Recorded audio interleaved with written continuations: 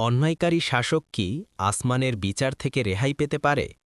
এই ফিসফিসানি শহরের অলিগলি ভরে গিয়েছিল যখন এক অন্ধকার রাতে অত্যাচারী সুলতান উধাও হয়ে গেলেন। পেছনে ফেলে গেলেন এক নরবরে সিংহাসন এবং এমন এক জনগোষ্ঠী যারা ভাবছিল কে তাকে ধাওয়া করার সাহস করবে। কেউ আশা করেনি যে এই লোকটি হবে জুহা। বাগদাদ শহর সুলতান শাহিনের শাসনের অধীনে ছিল, যিনি তার নিষ্ঠুরতা ও অত্যাচারের জন্য পরিচিত ছিলেন। সুলতান দরিদ্রদের ওপর ভারী কর আরোপ করেছিলেন, সম্পদ বাজেয়াপ্ত করেছিলেন এবং যে কেউ তার বিরোধিতা করত বা তাকে বিশ্বাসঘাতকতা করার সাহস করত তাকে কঠোর শাস্তি দিতেন। তার মত প্রকাশের কারণে সমৃদ্ধ শহরটি ভয়, দারিদ্র্য এবং হতাশায় ভরা একটি জায়গায় পরিণত হয়েছিল। শহরের এক এলাকায় জুহা তার ছোট গাধাটিকে নিয়ে বাস করত। দারিদ্র্য সত্ত্বেও জুহা তার অসাধারণ বুদ্ধিমত্তা, প্রফুল্ল স্বভাব এবং অপ্রচলিত উপায়ে সমস্যা সমাধানের ক্ষমতার জন্য পরিচিত ছিল। জুহা তার যা ছিল তা নিয়েই সন্তুষ্ট ছিল, সাদাসিধেভাবে জীবনযাপন করত এবং প্রতিবেশীদের যতটা পারত সাহায্য করত। একদিন জুহা বাজারে ঘুরে বেড়াচ্ছিল যখন সে দেখল সুলতানের সৈন্যরা সাইদ নামে এক বৃদ্ধ বণিককে মারধর করছে, কারণ সে তার ওপর আরোপিত কর দিতে পারছিল না। জুহা দেখল দৃশ্যের চারপাশে জড়ো হওয়া মানুষের মুখ রাগে ভরে গেছে, কিন্তু সৈন্যদের নিষ্ঠুরতার ভয়ে কেউ হস্তক্ষেপ করার সাহস পেল না। জুহা তার বুকে রাগ অনুভব করল এবং কিছু করার সিদ্ধান্ত নিল। সে সৈন্যদের কমান্ডারের কাছে গিয়ে শান্তভাবে বলল, হে শ্রদ্ধেয় কমান্ডার, আমাকে কি মুকুটের কর্তৃপক্ষের সাথে কথা বলার অনুমতি দেবেন? হয়তো আমি তাকে তার ঋণ পরিশোধ করতে রাজি করাতে পারব। কমান্ডার অবাক হয়ে তার দিকে তাকাল, তারপর সম্মতিতে মাথা নাড়ল। জুহা বৃদ্ধ বণিকের কাছে গিয়ে তার কানে কানে ফিসফিস করে বলল, ভয় পেও না সাইদ, আমি তোমাকে সাহায্য করব, তবে তোমাকে অবশ্যই আমাকে বিশ্বাস করতে হবে এবং আমি যা বলি তা করতে হবে। জুহা কমান্ডারের দিকে ফিরে উচ্চস্বরে বলল, স্যার, এই লোকটির কাছে আমার অনেক টাকা পাই, আমি তার পাওনা পরিশোধের জন্য তার মাল বিক্রির অপেক্ষায় ছিলাম। আপনি যদি এখন তার টাকা নিয়ে নেন তবে আমি আমার অধিকার ফিরে পাব না। দয়া করে তাকে মাত্র 2 দিন সময় দিন, যতক্ষণ না আমি আমার টাকা পাই। তারপর তার কাছে যা অবশিষ্ট থাকবে তা আপনি নিয়ে নিতে পারেন। কমান্ডার কিছুক্ষণ ভেবে বলল, ঠিক আছে, তবে তোমাকে গ্যারান্টি দিতে হবে। যদি সে 2 দিনের মধ্যে পরিশোধ না করে তবে আমরা তোমার কাছ থেকে টাকা নেব। জুহা সাথে সাথেই রাজি হয়ে গেল, তাই কমান্ডার বৃদ্ধ বণিককে ছেড়ে দিল। যখন সে হেঁটে চলে গেল, বণিক জুহাকে উদ্বিগ্ন হয়ে জিজ্ঞেস করল, তুমি এটা কি করলে জুহা?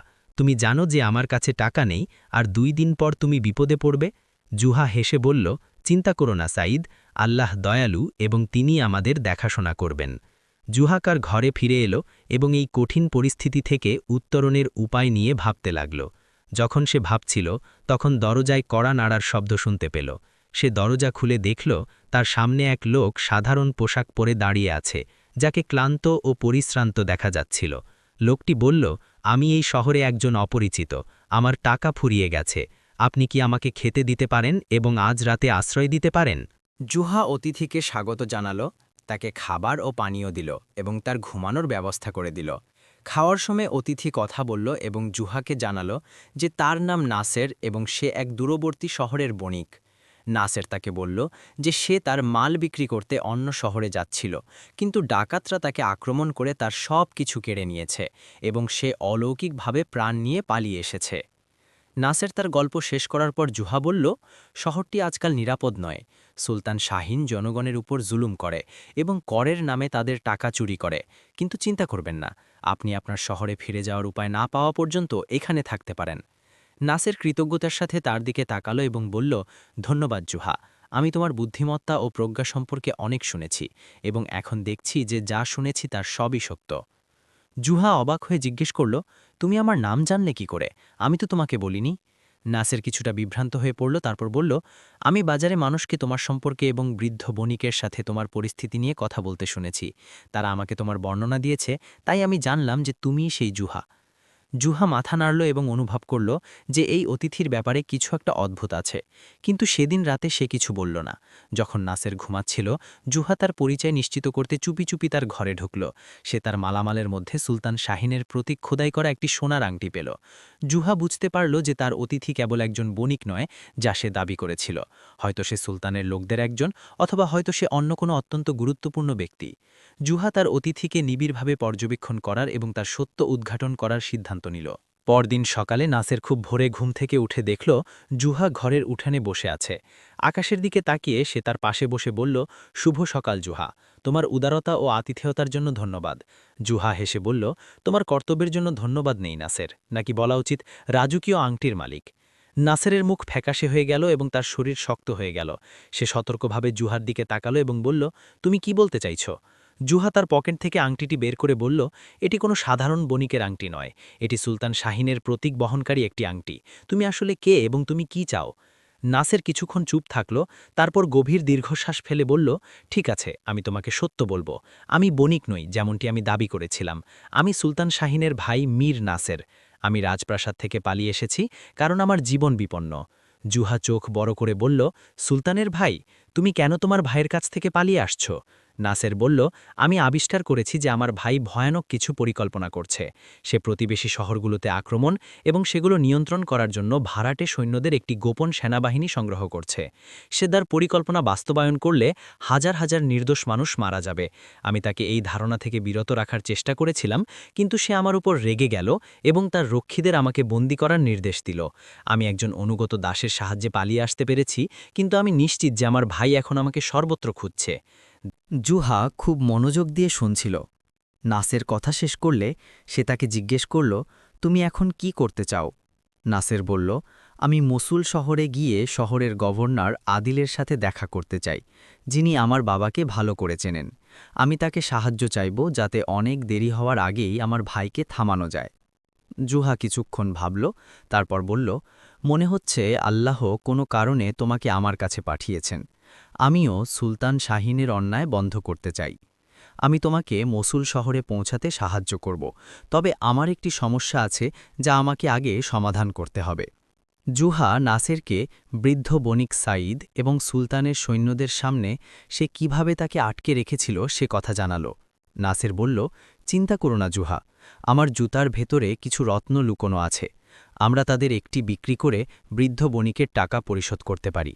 জুহা অসম্মতিতে মাথা নাড়ল এবং বলল, না, এটি সমাধান নয়। যদি হঠাৎ একজন দরিদ্র বণিকের কাছে রাজকীয় গয়না দেখা যায়, তবে তা সুলতান এবং তার সৈন্যদের সন্দেহ বাড়িয়ে দেবে। আমাদের অন্য কোনো উপায় ভাবতে হবে। জুহা অনেকক্ষণ ভাবল, তারপর হেসে বলল, আমি পেয়ে গেছি। আমার একটি পরিকল্পনা আছে যা কাজ করতে পারে, কিন্তু এটি ঝুঁকিপূর্ণ। তুমি কি ঝুঁকি নিতে প্রস্তুত?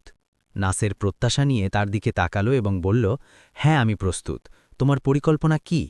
জুহা হাসল এবং তার পরিকল্পনা ব্যাখ্যা করতে লাগল। এটি একটি সাহসী পরিকল্পনা ছিল এবং ঝুঁকিতে পূর্ণ ছিল, কিন্তু যদি এটি সফল হয় তবে এটি বৃদ্ধ বণিককে রক্ষা করবে এবং নাসেরকে নিরাপদে মসুল শহরে পৌঁছাতে সাহায্য করবে, এবং হয়তো চিরতরে সুলতান শাহিনের অত্যাচারের অবসান ঘটাবে। কিন্তু এই পরিকল্পনা বাস্তবায়ন করা সহজ হবে না, কারণ শহরটি সুলতানের চোখ ও গুপ্তচরে ভরা ছিল এবং যে কোনো ছোট ভুল তাদের জীবন কেড়ে নিতে পারত। যখন জুহা এবং নাসের বিস্তারিত আলোচনা করছিল, সুলতানের ব্যক্তিগত রক্ষীরা সেখানে উপস্থিত ছিল। কমান্ডার ফাহাদ পলাতক রাজপুত্রের সন্ধানে শহরের চারপাশে একদল সৈন্য নিয়ে ঘুরছিল। সময় ফুরিয়ে আসছিল এবং সুলতান শাহিন তার ভাইয়ের অবস্থান আবিষ্কার করার আগেই জুহাকে দ্রুত পদক্ষেপ নিতে হতো। এভাবেই অত্যাচারী সুলতানের সাথে জুহার অভিযান শুরু হল, এমন এক অভিযান যা শহর এবং সমগ্র রাজ্যের ভাগ্য বদলে দেবে। জুহা পরের দিন ভোরে ঘুম থেকে উঠল। তার হৃদয় জোরে স্পন্দিত হচ্ছিল। আজই ছিল তার সাহসী পরিকল্পনা বাস্তবায়নের নির্ধারিত তারিখ। সে তার ঘরের উঠানে বসে সকালের আলোর প্রথম আভার সাথে মিলিয়ে যাওয়ার আগে আকাশে জলজল করা নক্ষত্রগুলো দেখছিল, যেন তারা তাকে আশা এবং সাহস দিচ্ছে। নাসের উঠানে ঢুকে তার পাশে বসল। সে নিচু স্বরে বলল, জুহা, তুমি কি এই পরিকল্পনার সাফল্যে নিশ্চিত? জুহা আত্মবিশ্বাসের সাথে হেসে বলল, এ জীবনে কোনো কিছুই নিশ্চিত নয় বন্ধু, তবে আমাদের চেষ্টা করতে হবে। অন্যায় স্থায়ী হয় না এবং আল্লাহ মাজলুমের সাথে থাকেন। সাধারণ সকালের নাস্তা খাওয়ার পর জুহা তার পুরনো পোশাক পরে নাসেরকে পরার জন্য কিছু জীর্ণ পোশাক দিল। সে তাকে বলল, তোমাকে একজন সাধারণ দরিদ্র মানুষের মতো দেখতে হবে, যাতে কারো দৃষ্টি আকর্ষণ না হয়। নাসের প্রাসাদে বিলাসবহুল পোশাক এবং বিলাসী জীবনে অভ্যস্ত ছিল, কিন্তু সে কোনো অভিযোগ না করেই জীর্ণ পোশাকগুলো পরল। সে সচেতন ছিল যে তার জীবন এবং আরও অনেকের জীবন এই পরিকল্পনার সাফল্যের ওপর নির্ভর করে। ঘর থেকে বের হবার আগে জুহা তার বিছানার নিচ থেকে একটি ছোট বাক্স বের করে খুলল। ভেতরে একটি ছোট কাপড়ের ব্যাগ ছিল। সে ব্যাগ থেকে একটি ছোট সোনার টুকরো বের করে বলল, এটি সেই সোনা যা আমি বিপদের দিনের জন্য লুকিয়ে রেখেছিলাম। মনে হচ্ছে আজ সেই দিন। জুহা সোনার টুকরোটি তার পকেটে রাখল এবং তারপর নাসেরের দিকে ফিরে বলল, চলো শুরু করা যাক। দুজনে ঘর থেকে বের হয়ে শহরের বাজারের দিকে রওনা হল। বাজার যথারীতি জনাকীর্ণ ছিল, কিন্তু পরিবেশ উত্তেজনায় ঠাসা ছিল। সুলতানের সৈন্যরা সর্বত্র ছড়িয়েছিল, মানুষকে তল্লাশি করছিল এবং তাদের মুখ খুব মনোযোগ দিয়ে দেখছিল। জুহা নাসেরের কানে ফিসফিস করে বলল, তোমার মাথা নিচু রাখো এবং সৈন্যদের দিকে সরাসরি তাকানো এড়িয়ে চলো। সে বাজারের সরু গলি দিয়ে হেঁটে বণিক সাইডের দোকানে পৌঁছাল। দরিদ্র লোকটি তার ছোট দোকানের সামনে বসেছিল, চিন্তায় তার মুখ ফ্যাকাশে হয়ে গিয়েছিল। যখন সে জুহাকে দেখল, সে দ্রুত উঠে দাঁড়াল এবং বলল, তোমার নিরাপত্তার জন্য আল্লাহর শুকরিয়া জুহা, আমি তোমার জন্য চিন্তিত ছিলাম। জুহা হেসে বলল, চিন্তা করো না সাইদ, আমি তোমাকে সাহায্য করতে এসেছি, যেমনটি আমি কথা দিয়েছিলাম। জুহা তার পকেট থেকে সোনার টুকরোটি বের করে বৃদ্ধ বণিককে দিল। সাইদের চোখ বিস্ময়ে বড় হয়ে গেল এবং বলল, এটা কি জুহা? এটি একটি মূল্যবান সোনার টুকরো যা আমি নিতে পারি না। জুহা বলল, এটি নাও এবং তোমার করের পাওনা পরিশোধ করো, আর বাকিটা সঞ্চয় হিসেবে রাখো। এটাকে আমার কাছ থেকে ঋণ হিসেবে মনে করো এবং পরে যখন পারব আমি তোমার কাছে আসব। সাইদ এক মুহূর্ত ইতস্তত করল, তারপর সোনার টুকরোটি নিয়ে তার পকেটে লুকিয়ে রাখল। সে আবেগে কাঁপানো কণ্ঠে বলল, ধন্যবাদ জুহা, তুমি একজন দয়ালু ও সাহসী মানুষ। আমি তোমার এই ঋণ কখনো ভুলব না। জুহা বলল, তোমাকে আমাকে ধন্যবাদ দিতে হবে না সাইদ, বিপদের সময় একে অপরকে সাহায্য করা আমাদের কর্তব্য। এখন আরও একটি কাজ আছে যা আমি চাই তুমি আমার জন্য করো। জুহা সাইদের কাছে গিয়ে তার কানে কিছু নির্দেশ ফিসফিস করে বলল। সাইদ তার মুখে ভয়ের চিহ্ন থাকা সত্ত্বেও সম্মতিতে মাথা নাড়ল। জুহা বলল, ভয় পেও না বন্ধু, আল্লাহ আমাদের সাথে আছেন। তারপর জুহা নাসেরের দিকে ফিরে বলল, চলো যাই, আমাদের আরও অনেক কিছু করার আছে। দুজনে সাইদের দোকান থেকে বের হয়ে বাজারের অন্য অংশে চলে গেল, যেখানে খাবার বিক্রি হয়। জুহা কিছু রুটি, পনির এবং ফল কিনে একটি ছোট ব্যাগে রাখল। তারপর সে জুহার এক পুরনো বন্ধু হাসানের বাড়ির দিকে রওনা হল। হাসান ছিল একজন লম্বা ও শক্তিশালী মানুষ, যে তার সাহস এবং ঘোড়ায় চড়ার দক্ষতার জন্য পরিচিত ছিল। সুলতান শাহিন তাকে বহিষ্কার করার আগে সে শহরে রাস্তা বলে ঘোড়ার রক্ষণাবেক্ষণকারী হিসেবে কাজ করত, কারণ সে একটি খাঁটি জাতের ঘোড়ার প্রতি সুলতানের দুর্ব্যবহারের প্রতিবাদ করেছিল। হাসান জুহা এবং নাসেরকে উষ্ণ অভ্যর্থনা জানাল এবং তাদের বিনম্র ঘরে নিয়ে এলো। তিনজন একটি ছোট টেবিলের চারপাশে বসল এবং জুহা হাসানকে তার পরিকল্পনা বোঝাতে শুরু করল। হাসান গভীর আগ্রহের সাথে শুনল এবং যখন জুহা ব্যাখ্যা শেষ করল, সে বলল, একটি সাহসী এবং বিপজ্জনক পরিকল্পনা জুহা, তবে আমি তোমার সাথে আছি। আমি সুলতানের অন্যায় ও অত্যাচারে ক্লান্ত। জুহা হাসল এবং বলল, ধন্যবাদ হাসান, আমি জানতাম তুমি আমাকে নিরাশ করবে না। তারপর সে নাসেরের দিকে ফিরে বলল, এখন পরিকল্পনার সবচেয়ে কঠিন অংশের সময় হয়েছে।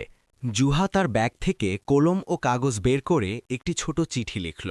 সে সেটি সাবধানে ভাঁজ করে একটি ছোট খামে রাখল এবং মোম দিয়ে সিল করে দিল। সে খামটি হাসানকে দিয়ে বলল, এটি নাও এবং বিচারক আদনানের কাছে নিয়ে যাও। তাকে বলো যে এটি জুহার কাছ থেকে একটি গুরুত্বপূর্ণ চিঠি এবং বিষয়টি খুব জরুরি। হাসান খামটি নিয়ে সাথে সাথে ঘর থেকে বেরিয়ে গেল। তার প্রস্থানের পর জুহা নাসেরের দিকে ফিরে বলল, এখন আমাদের পরবর্তী পর্যায়ের জন্য প্রস্তুতি নিতে হবে। জুহা এবং নাসের পরের কয়েক ঘণ্টা পরিকল্পনা বাস্তবায়নের জন্য প্রয়োজনীয় সবকিছু প্রস্তুত করতে ব্যয় করল। জুহা একটি বড় কাঠের বাক্স নিয়ে এলো, যা সে তার গুদামে রাখত, এবং সেটি সাবধানে তৈরি করতে লাগল।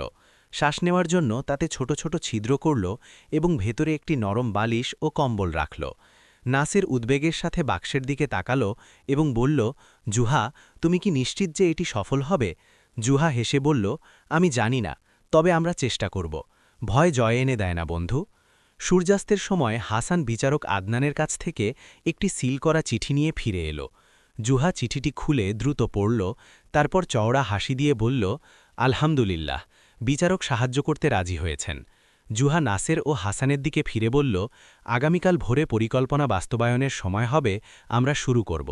একসাথে রাতের খাবার খাওয়ার পর হাসান তার ঘরে ঘুমালো এবং জুহা ও নাসের জুহার বাড়িতে ফিরে গেল। ঘুমাতে যাওয়ার আগে দুজনে ঘরের উঠানে বসে নক্ষত্র দেখছিল। নাসের বলল, ও জুহা, যদি পরিকল্পনা ব্যর্থ হয় তবে কি হবে? যদি সুলতান আমাদের গ্রেফতার করে? জুহা আকাশের দিকে তাকিয়ে বলল, যদি আমরা ব্যর্থ হই তবে আমাদের হৃদয়ে এই তৃপ্তি নিয়ে মারা যাব যে আমরা চেষ্টা করেছিলাম, কিন্তু আমি আত্মবিশ্বাসী যে আমরা সফল হব। আল্লাহ মজলুম ও নিপীড়িতদের সাথে আছেন, শেষ পর্যন্ত তারাই জয়ী হয়। পরদিন সকালে জুহা এবং নাসের ভোরের আগেই জেগে উঠল। জুহা নাসেরের সাথে শেষবারের মতো পরিকল্পনাটি নিয়ে কথা বলল এবং নিশ্চিত করল যে সে তার ভূমিকা ভালো করে বুঝেছে কিনা। জুহা বলল, মনে রাখবে, যাই ঘটুক না কেন তোমাকে অবশ্যই শান্ত ও চুপচাপ থাকতে হবে, আমি না বলা পর্যন্ত নড়াচড়া করবে না। নাসের সম্মতিতে মাথা নাড়ল এবং তারা পরিকল্পনা বাস্তবায়ন শুরু করল। জুহা নাসেরকে কাঠের বাক্সে ঢুকতে বলল এবং তার পাশে এক বোতল পানি ও কিছু খাবার রাখল। তারপর সে বাক্সটি ভালো করে বন্ধ করে একটি বড় কাপড় দিয়ে ঢেকে দিল। এরপর জুহা তার বাড়ির পেছনে একটি ছোট আস্তাবলে গেল, যেখানে তার গাধাটি অপেক্ষা করছিল। সে গাধার পিঠে একটি পুরনো জিন রাখল, তারপর কাঠের বাক্সটি জিনের সাথে শক্ত করে বেঁধে দিল। সবকিছু প্রস্তুত শেষ করে জুহা তার গাধাটিকে শহরের পূর্ব গেটের দিকে নিয়ে গেল। দিনের সেই খুব ভোরে রাস্তা শান্ত ছিল এবং গেট পাহারা দেওয়া সৈন্যরা প্রায় ঘুমিয়েছিল। জুহা গেটের কাছে পৌঁছাল এবং যখন এক সৈন্য তাকে দেখল, সে চিৎকার করে বলল, থামো, এত ভোরে কোথায় যাচ্ছ? জুহা নির্দোষ হাসি দিয়ে বলল, শুভ সকাল, সাহসী সৈনিক, আমি এক আত্মীয়ের গ্রামে কিছু মাল বিক্রি করতে যাচ্ছি। সৈন্যটি কাপড় দিয়ে ঢাকা কাঠের বাক্সের দিকে তাকালো এবং জিজ্ঞেস করল, এই বাক্সে তুমি কি বহন করছো? জুহা বলল, এগুলো কিছু মাটির পাত্র যা আমি নিজেই তৈরি করেছি, আমি সেগুলো গ্রামের বাজারে বিক্রি করব। সৈন্যটি জুহার কথায় সন্দেহ পোষণ করে বলল, বাক্সটি খোলো, দেখি ভেতরে কি আছে। জুহার মুখে উদ্বেগের ছাপ দেখা গেল এবং সে বলল, দয়া করে মাননীয় সৈনিক, এই পাত্রগুলো খুব নাজুক এবং তৈরি করতে অনেক সময় লেগেছে, আপনি যদি খোলা বাতাসে বাক্সটি খোলেন তবে সেগুলো ভেঙে যেতে পারে। সৈন্যটি আরও সন্দেহপ্রবণ হয়ে উঠল এবং দৃঢ় কণ্ঠে বলল, বাক্সটি এখনই খোলো, নয়তো আমি তোমাকে যেতে দেব না। জুহা দীর্ঘশ্বাস ফেলে বলল, ঠিক আছে, তবে যদি কোনো টুকরো ভেঙে যায় তবে ক্ষতিপূরণ দেওয়ার দায়িত্ব আপনার। জুহা বাক্সের কাছে গিয়ে জিম থেকে বাক্সটি বাঁধার দড়িগুলো খুব ধীরে ধীরে খুলতে লাগল। সময় ক্ষেপণ করার চেষ্টা করছিল। হঠাৎ তারা গেটের ওপাশ থেকে প্রচণ্ড চিৎকারের শব্দ শুনতে পেল। সেটি ছিল হাসানের কণ্ঠস্বর, যে দৌড়াতে দৌড়াতে আসছিল এবং চিৎকার করছিল, বাঁচাও, বাঁচাও, শহরের বাজারে আগুন লেগেছে। সৈন্যটি জুহা এবং বাক্সের কথা ভুলে গিয়ে তার সহকর্মীদের সাথে আগুনের খবর যাচাই করতে শহরের দিকে ছুটল। জুহা এই সুযোগটি কাজে লাগাল এবং দ্রুত তার গাধাটিকে গেট দিয়ে পার করে নিয়ে গেল এবং শহরের দেয়াল থেকে যথেষ্ট দূরে সরে গেল।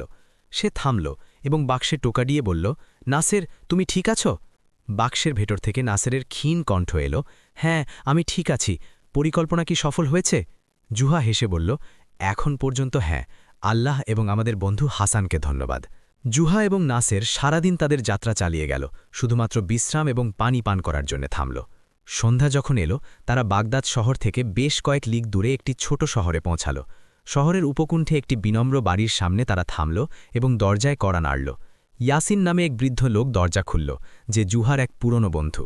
জুহা বলল, আপনার ওপর শান্তি বর্ষিত হোক ইয়াসিন, আমি জুহা, আমাকে মনে আছে? ইয়াসিন চওড়া হাসি দিয়ে বলল, তোমাকে কেন মনে থাকবে না হে জুহা, আমার ঘরে স্বাগতম। ইয়াসিন জুহা, গাধা এবং বাক্সটিকে তার উঠোনে নিয়ে এলো। যখন জুহা নিশ্চিত হল যে তারা কৌতূহলী চোখ থেকে নিরাপদ, সে বাক্সটি খুলল এবং নাসেরকে বের হতে সাহায্য করল।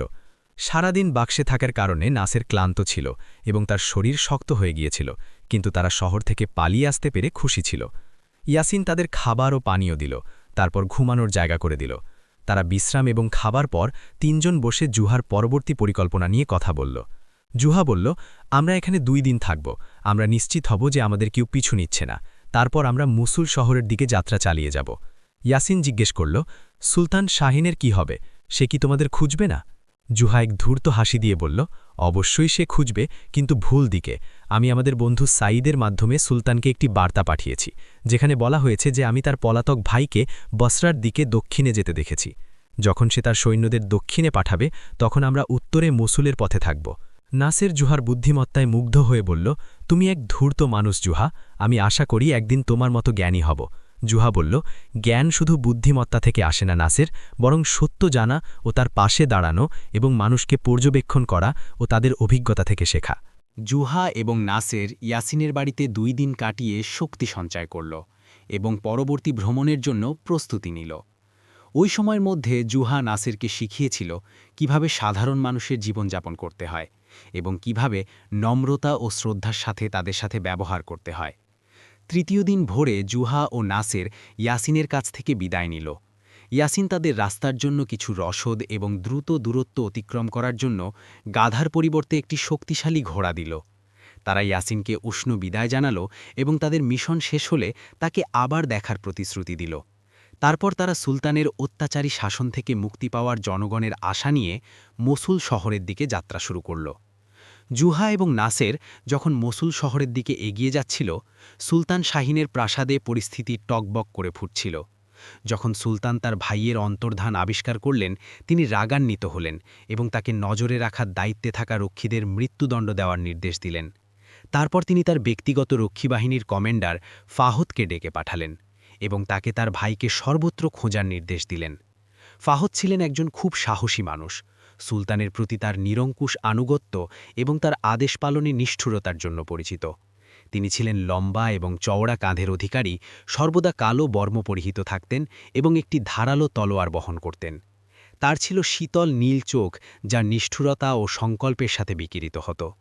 সুলতান শাহিন তার কমান্ডারকে বললেন, শোনো ফাহদ, আমার ভাই নাসের আমাদের গোপন পরিকল্পনা সম্পর্কে অনেক কিছু জানে। সে যদি আমাদের শত্রুদের কাছে পৌঁছায় তবে তা হবে একটি বিপর্যয়। তোমাকে তাকে খুঁজে বের করতে হবে এবং তাকে জীবিত বা মৃত প্রাসাদে ফিরিয়ে আনতে হবে, বুঝেছ? ফাহুদ সুলতানের সামনে মাথা নত করে বলল, আপনার আদেশ শিরোধার্য জাহাপনা, আমি তাকে আপনার কাছে ফিরিয়ে আনব। সেই মুহূর্তে এক সৈন্য একটি বার্তা নিয়ে প্রবেশ করল। সে বলল, জাহাপনা, আমরা সাইদ নামে এক ব্যক্তির কাছ থেকে এই বার্তা পেয়েছি, যাতে বলা হয়েছে যে সে রাজপুত্র নাসেরকে জুহা নামে এক ব্যক্তির সাথে বসরার দিকে দক্ষিণে যেতে দেখেছে। সুলতান দ্রুত বার্তাটি পড়লেন, তারপর ফাহদের দিকে ফিরে বললেন, একদল সৈন্য নিয়ে অবিলম্বে বসরার পথে যাও। জুহা নামের এই লোকটিকে খুঁজে তার ভাইয়ের সাথে আমার কাছে নিয়ে এসো। কিন্তু ফাহদ ছিল আরও চতুর ও সতর্ক। সে সুলতানকে বলল, যাওপনা, যদি অনুমতি দেন তবে আমি সৈন্যদের দক্ষিণে পাঠানোর আগে এই তথ্যটি যাচাই করতে চাই। রাজপুত্র যেখানে লুকিয়ে আছে সেখান থেকে আমাদের দূরে সরিয়ে নেওয়ার জন্য এটি একটি ফাঁদ হতে পারে। সুলতান কিছুক্ষণ ভাবলেন, তারপর বললেন, ঠিক আছে, যা ভালো মনে করো তাই করো, কিন্তু জলদি করো, প্রতি মুহূর্তে আমার ভাই আরও দূরে চলে যাচ্ছে। ফাহুদ সাথে সাথে প্রাসাদ থেকে বেরিয়ে সাইদের বাড়ির দিকে রওনা হলেন। তিনি বৃদ্ধ বণিককে তার দোকানে বসে থাকতে দেখলেন, যাকে খুব চিন্তিত দেখাচ্ছিল। ফাহুদ শীতল কণ্ঠে তার কাছে গিয়ে বললেন, তুমি সাইদ? বৃদ্ধ বণিক ভয়ে কেঁপে উঠে বললেন, হ্যাঁ, আমি সাইদ। আমি আপনাকে কিভাবে সেবা করতে পারি কমান্ডার? ফাহুদ বললেন, তুমি প্রাসাদে একটি বার্তা পাঠিয়ে দাবি করেছ যে তুমি রাজপুত্র নাসেরকে জুহা নামে এক ব্যক্তির সাথে দেখেছ, তাই তো? সাইদ মাথা নাড়ল এবং বলল, হ্যাঁ, আমি গতকাল তাদের দক্ষিণ গেট দিয়ে দক্ষিণ দিকে যেতে দেখেছি। ফাহাদ এক ভয়ঙ্কর দৃষ্টিতে সাইদের চোখের দিকে তাকিয়ে বললেন, যদি তুমি মিথ্যা বলো তবে আমি নিজে ফিরে এসে তোমার মাথা কেটে ফেলব। সাইদ ঢোক গেলে বলল, আমি কসম করে বলছি, আমি নিজের চোখে দেখেছি। আমার বন্ধু জুহা 2 দিন আগে আমার কাছে এসেছিল এবং রাজপুত্র নাসেরকে বসরায় পৌঁছে দিতে সাহায্য চেয়েছিল। সাইদের গল্পে ফাহাদ অনুভব করতে লাগলেন যে কিছু একটা অদ্ভুত আছে। তিনি তাকে জিজ্ঞেস করলেন, পূর্ব গেটের কি খবর? সেখানে কি খুব ভোরে অদ্ভুত কিছু ঘটেছিল? সাইদ আরও উত্তেজিত হয়ে পড়ল এবং বলল, আমি জানি না, আমি সেখানে ছিলাম না। ফাহাদ শীতল হাসি দিয়ে বললেন, ঠিক আছে, দেখা যাবে। তারপর তিনি সাইদের দোকান থেকে বেরিয়ে সরাসরি পূর্ব গেটে গেলেন। ফাহাদ গেটে পৌঁছে সৈন্যদের উত্তেজিত অবস্থায় পেলেন। তিনি সকালে কি ঘটেছিল তা জিজ্ঞেস করলেন। তারা তাকে সেই লোকটির কথা বলল যে খুব ভোরে একটি বাক্স নিয়ে এসেছিল এবং বাজারে আগুন লাগলে কিভাবে সে পালিয়ে গিয়েছিল। ফাহাদ কড়া সুরে জিজ্ঞেস করলেন, তোমরা কি আগুন পরীক্ষা করেছিলে? এক সৈন্য উত্তর দিল, হ্যাঁ স্যার, কিন্তু সেখানে কোনো আসল আগুন ছিল না। এটি ছিল কেবল ঘন ধোঁয়া যা কেউ বিভ্রান্তি তৈরির জন্য জ্বালিয়েছিল। ফাহাদ বুঝতে পারলেন যে তিনি একটি ফাঁদে পড়েছেন। তিনি রাগে চিৎকার করে বললেন, তোমরা গাধা! রাজপুত্র নাসের তোমাদের ধোঁকা দিয়েছে, সে ওই বাক্সের ভেতরেই ছিল। ফাহাদ দ্রুত প্রাসাদে ফিরে গেলেন এবং সুলতানকে যা আবিষ্কার করেছেন তা জানালেন। সুলতান রেগে গিয়ে চিৎকার করলেন, তোমরা আহাম্মক, তোমরা তাকে কিভাবে পালাতে দিলে? ফাহাদ বললেন, চিন্তা করবেন না জাহাপনা, আমরা তাদের খুঁজে বের করব, তারা বেশি দূরে যেতে পারবে না। ফাহাদ সেরা ঘোড়সাওয়ার এবং প্রশিক্ষিত কুকুর আনার নির্দেশ দিলেন এবং উত্তপ্ত ধাওয়া শুরু হল। ঘোড়সাওয়াররা কয়েকটি দলে বিভক্ত হয়ে সব দিকে ছড়িয়ে পড়ল জুহা ও নাসেরের কোনো চিহ্ন খোঁজার জন্য। 2 দিন লাগাতার খোঁজাখুঁজির পর এক দল সেই গ্রামে পৌঁছাল যেখানে জুহাব ও নাসের অবস্থান করেছিলেন। ইয়াসিন তার বাড়ির সামনে বসেছিলেন যখন তিনি ঘোড়সাওয়ারদের গ্রামে ঢুকতে দেখলেন। তিনি সাথে সাথে বুঝতে পারলেন যে তারা জুহা ও নাসেরকে খুঁজছে। তিনি নিঃশব্দে তার ঘরে ঢুকলেন এবং তাদের উপস্থিতির সমস্ত চিহ্ন মুছে ফেললেন। তারপর তিনি আবার বাইরে এসে আগের মতো বসে থাকলেন।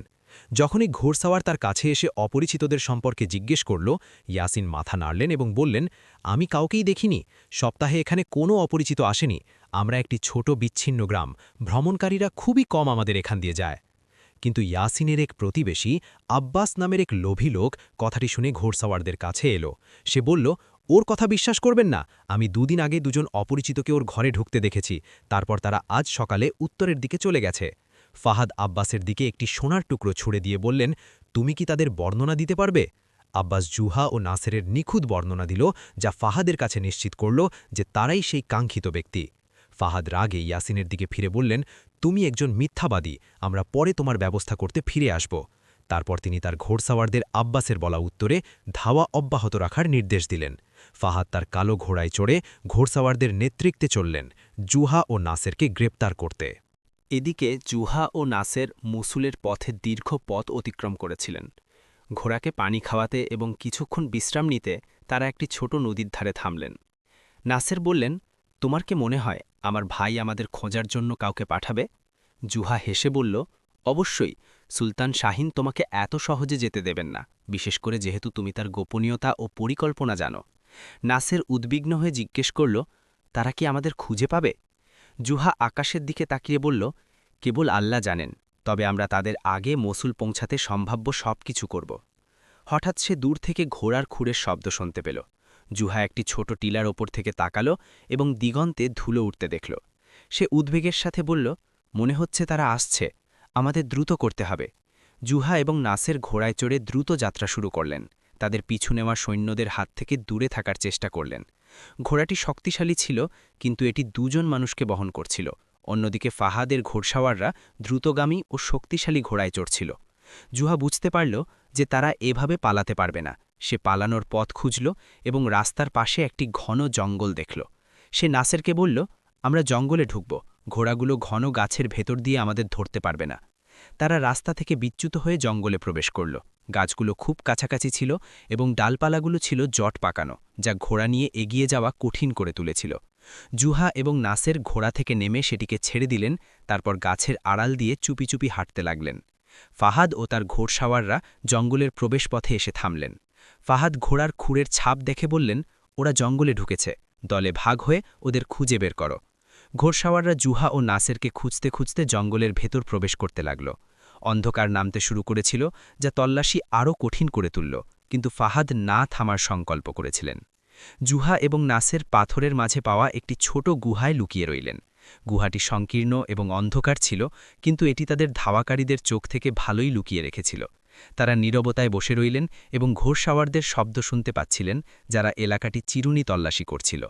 নাসের ফিসফিস করে বলল, আমরা এখন কি করব? জুহা ফিসফিস করে উত্তর দিল, আমরা অপেক্ষা করব যতক্ষণ না তারা দূরে চলে যায়।